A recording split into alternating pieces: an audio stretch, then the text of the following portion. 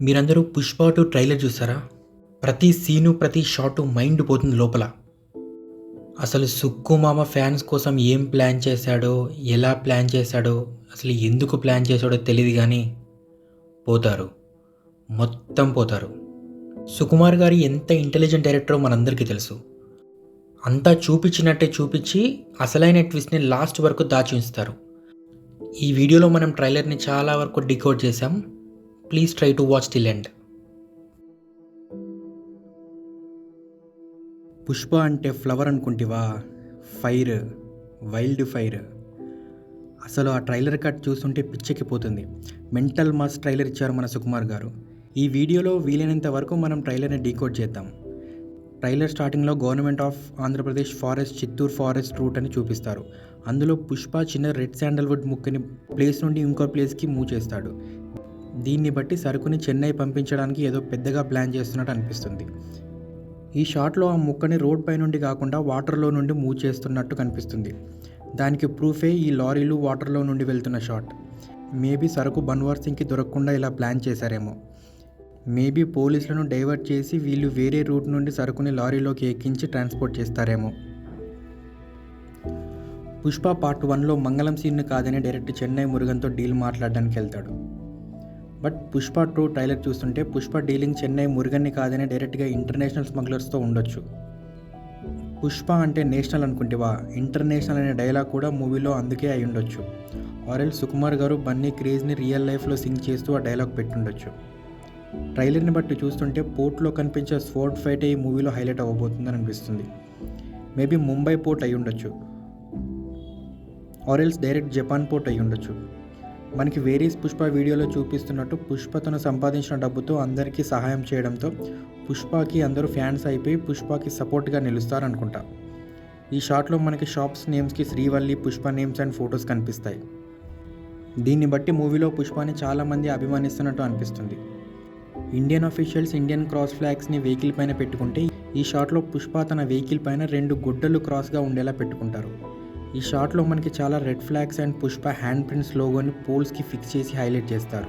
పుష్ప 1లో తనకి వచ్చిన 5 లక్షలతో వ్యాన్ కొని తీసుకురా, ఈడ నుండి పోతే వ్యాన్లోనే పోతా అంటాడు.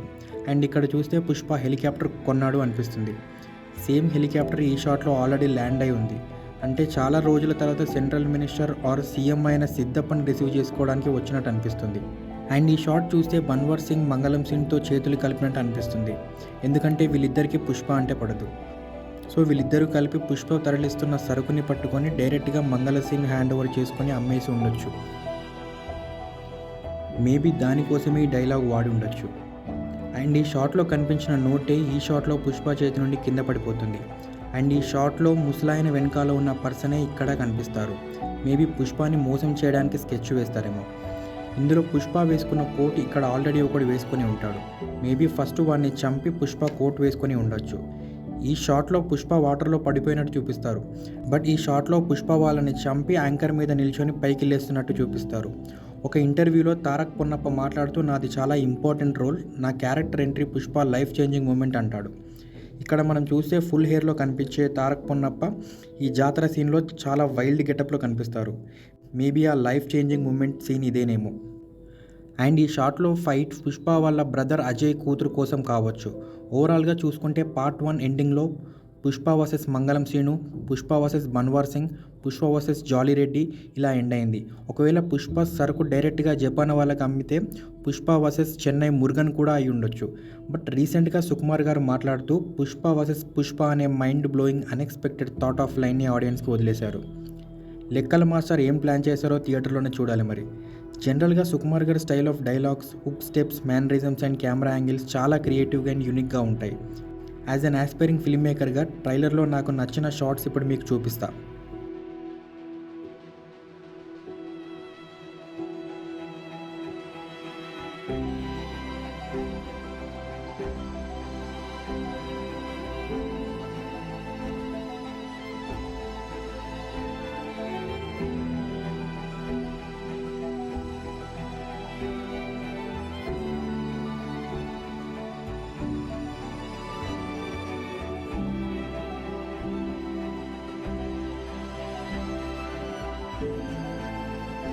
ఈ ట్రైలర్లో మీరు అబ్జర్వ్ చేసిన హిడెన్ డీటెయిల్స్ అండ్ మీరు పుష్ప మూవీ గురించి ఎంతలా వెయిట్ చేస్తున్నారో కింద కామెంట్ చేయండి. Also Pushpa the rule day 1 collections and overall collections ఎంత ఎక్స్పెక్ట్ చేస్తున్నారో కింద కామెంట్ చేయండి. ఈ వీడియో నచ్చితే లైక్ చేసి షేర్ చేయండి అండ్ ఇలాంటి మరెన్నో వీడియోస్ కోసం ఫిల్మీ ఫుడీ ఛానల్ని సబ్స్క్రైబ్ చేసుకోండి. Thank you so much.